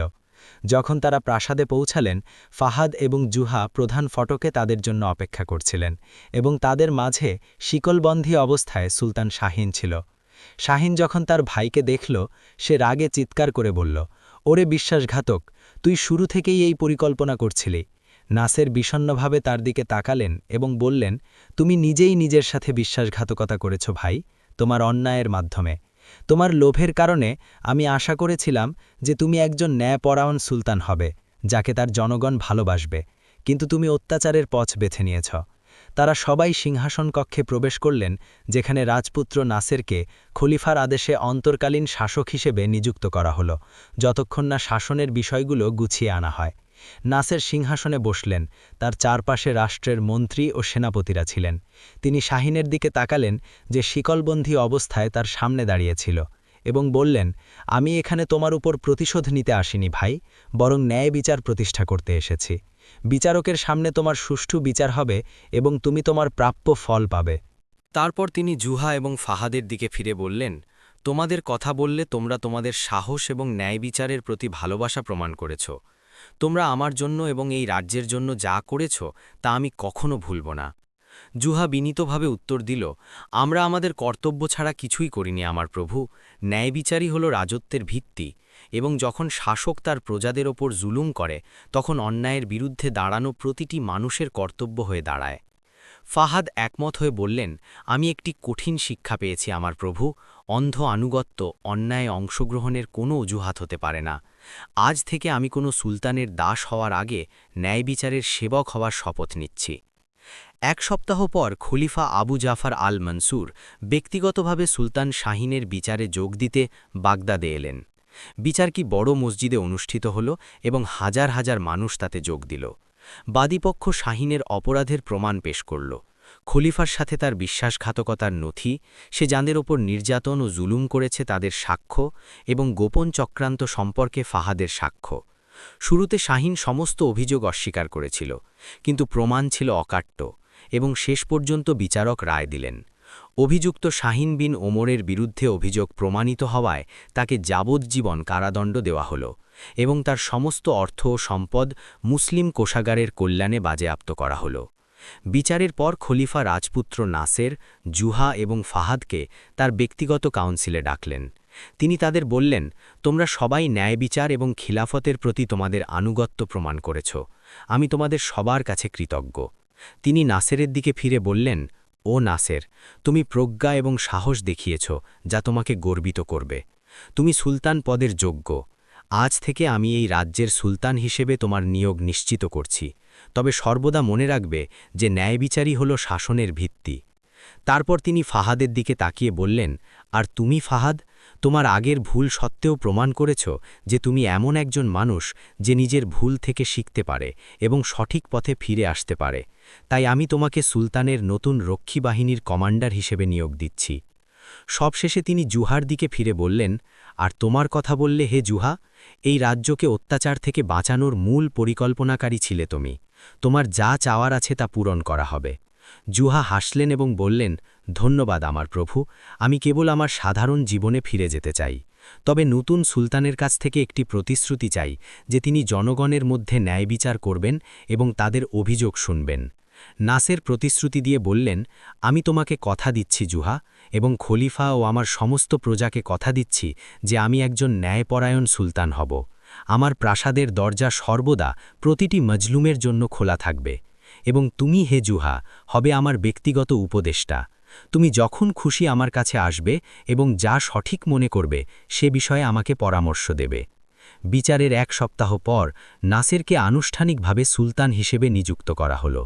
রাজ্যে একটি বিশাল উৎসবের আয়োজন করা হলো, যাতে খলিফা, রাষ্ট্রের উচ্চ পদস্থ কর্মকর্তা এবং পণ্ডিতরা যোগ দিয়েছিলেন। জুহাও সেখানে উপস্থিত ছিলেন, অভিজাত ও রাজপুত্রদের মাঝে তার সাধারণ পোশাকে। উৎসবের শেষে সুলতান নাসের উঠে দাঁড়ালেন এবং একটি সংক্ষিপ্ত ভাষণ দিলেন।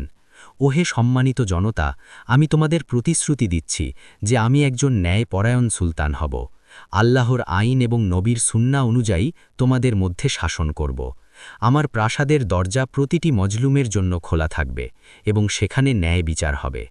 আমার নীতি হল, আমি আমার বন্ধু জুহাকে প্রজ্ঞা এবং সারল্যের আদর্শ হিসেবে গ্রহণ করব। জনগণ উষ্ণ করতালিতে ফেটে পড়ল এবং জুহা সুলতান নাসেরের কাছে গিয়ে তার কানে কানে ফিসফিস করে বলল, সর্বদা মনে রাখবেন আমার প্রভু যে মুকুট মাথার উপরে থাকে, ভেতরে নয়, এবং রাজত্ব স্থায়ী হয় না, কিন্তু ন্যায়বিচারই টিকে থাকে। সুলতান নাসের হাসলেন এবং বললেন, আমি এই প্রজ্ঞা কখনো ভুলব না বন্ধু। দিন কাটতে লাগল এবং সুলতান নাসের রাজ্যে বড় ধরনের সংস্কারের মাধ্যমে তার শাসন শুরু করলেন। তিনি রাজনৈতিক বন্দীদের মুক্তি দিলেন এবং জবরদখলে তারা জমিগুলো তাদের মালিকদের কাছে ফিরিয়ে দিলেন। দরিদ্রদের জন্য কর কমিয়ে দিলেন এবং স্কুল ও হাসপাতাল তৈরি করলেন। জুহার কথা বললে সে তার ছোট গ্রামে ফিরে যাওয়ার সিদ্ধান্ত নিল, যেখানে সে তার সাধারণ জীবনযাপন করত। তবে সে মাঝে মধ্যে সুলতান নাসেরের কাছে যেত তাকে পরামর্শ দিতে এবং ন্যায় বিচারের কথা মনে করিয়ে দিতে। তার এক সফরে সুলতান নাসের তাকে জিজ্ঞেস করলেন, জুহা, তুমি কি প্রাসাদে এসে থাকার কথা ভাবছ না? তুমি এখানে রাজার হালে থাকতে পারো, সমৃদ্ধি এবং পরমানন্দে। জুহা হাসল এবং বলল, প্রজ্ঞা আমার প্রভু রাজপুত্রদের প্রাসাদে জন্মায় না, বরং সাধারণ মানুষের ঘরে জন্মায়, আর আমি সাধারণ মানুষের কাছাকাছি থাকতে পছন্দ করি, যাতে আপনার কাছে তাদের উদ্বেগ এবং আশার কথা পৌঁছে দিতে পারি। সুলতান নাসের জুহার প্রজ্ঞার প্রশংসা করলেন এবং রাজ্যের সমস্ত বিষয়ে তার সাথে পরামর্শ করা অব্যাহত রাখলেন। সুলতান নাসেরের শাসনামলে রাজ্যটি বছরের পর বছর সমৃদ্ধি এবং ন্যায় বিচার প্রত্যক্ষ করল, যতক্ষণ না এটি প্রতিবেশী রাজ্যগুলোর মধ্যে একটি অনুকরণীয় উদাহরণ হয়ে উঠল। ফাহাদের কথা বললে সে প্রমাণ করল যে সে ন্যায় বিচারের প্রতি অনুগত একজন মানুষ এবং সুলতান নাসেরের ডান হাত হয়ে উঠল। সে প্রায়শই নিজেকে এবং অন্যদের তার সেই কঠিন শিক্ষার কথা মনে করিয়ে দিত। অন্ধ আনুগত্য হল অত্যাচারীদের পথ এবং ন্যায় বিচার হল বিশ্বাসীদের পথ। মানুষ সুখ ও সমৃদ্ধিতে বসবাস করতে লাগল। তারা মনে রাখত কিভাবে অন্যায়ের বিরুদ্ধে ন্যায় বিচারের জয় হয়েছিল এবং কিভাবে জুহার মতো একজন সাধারণ মানুষ একজন অত্যাচারী সুলতানকে উৎখাত করতে এবং একটি ন্যায় বিচারপূর্ণ রাষ্ট্র প্রতিষ্ঠা করতে সাহায্য করেছিল। আর এখানেই আমরা আজ আমাদের গল্পের শেষ প্রান্তে পৌঁছে গেছি। আমরা আশা করি যে এটি আপনাদের ভালো লেগেছে এবং কিছুটা আনন্দ যোগ করেছে। আজ পর্যন্ত যদি গল্পটি আপনার ভালো লেগে থাকে তাহলে চ্যানেলটি সাবস্ক্রাইব করে আমাদের সমর্থন করতে এবং আরও রোমাঞ্চকর গল্প প্রদানে আমাদের উৎসাহিত করতে ভুলবেন না। এবং আমাদের সব নতুন নতুন অ্যাডভেঞ্চার ও আকর্ষণীয় গল্পের আপডেট পেতে বেল বাটনটি সক্রিয় করতে ভুলবেন না। যারা পরবর্তী ভিডিওতে নিজের নাম উল্লেখ করতে চান তারা কমেন্টে নিজের নাম এবং দেশের নাম লিখতে পারেন। আমরা তাকে অভিবাদনে যুক্ত করতে খুশি হব। আপনাদের সকলের স্বতঃস্ফূর্ত অংশগ্রহণের জন্য ধন্যবাদ।